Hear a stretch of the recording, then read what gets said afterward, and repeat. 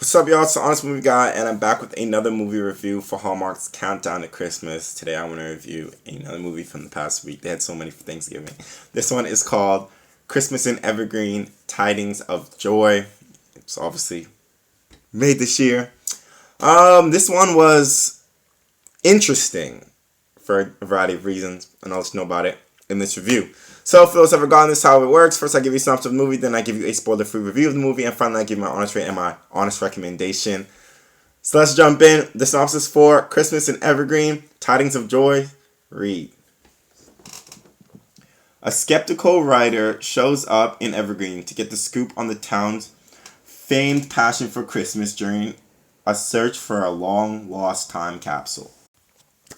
So, as the synopsis says, our lead, Katie, played by Maggie Lawson, she's writing an article, decides to come to Evergreen to, see what Christmas is about there and do some research.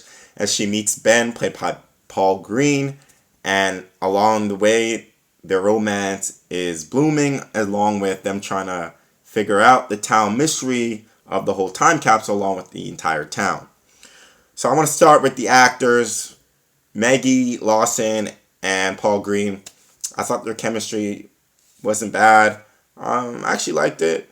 I can't really say I love them individually as actors or anything like that. I think I've seen them in other films, but I don't know. I just didn't really connect with them all that much. And the rest of the cast, that's kind of the same thing. I liked all the supporting characters, but I still didn't connect with them all that much. And I think the reason why is because of the plot.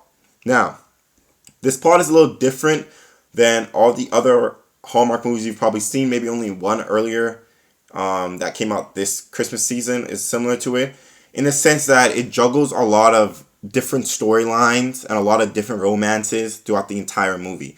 So our leads, Katie and Ben, they have some focus, but then they're also focusing on these people and these people and these people. So it is nice in the sense that, okay, you get a variety of stories to look at, a variety of characters actually get screen time, and it's much more diverse. So I love that.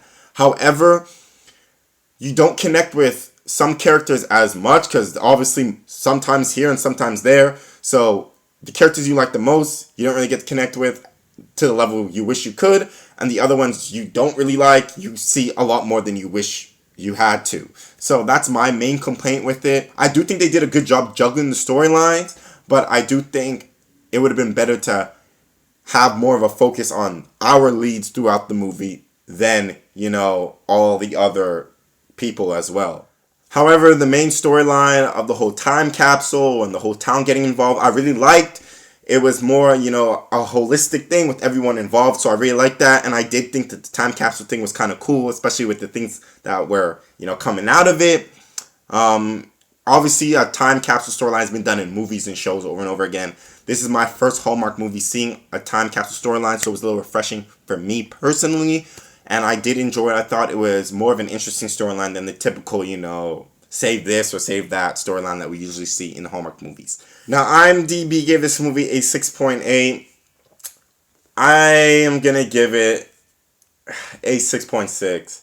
I do think that it did juggle the characters very well. I just wish that the romances between our main leads was a little better and bigger in the movie than what was shown, but I do think the plot was, pretty interesting and will actually keep you engaged rather than the typical boring ass, save this, save that plot that we've seen done a million times. I do think this one is, more refreshing in that regard. So my recommendation for you guys is to go out and watch this one.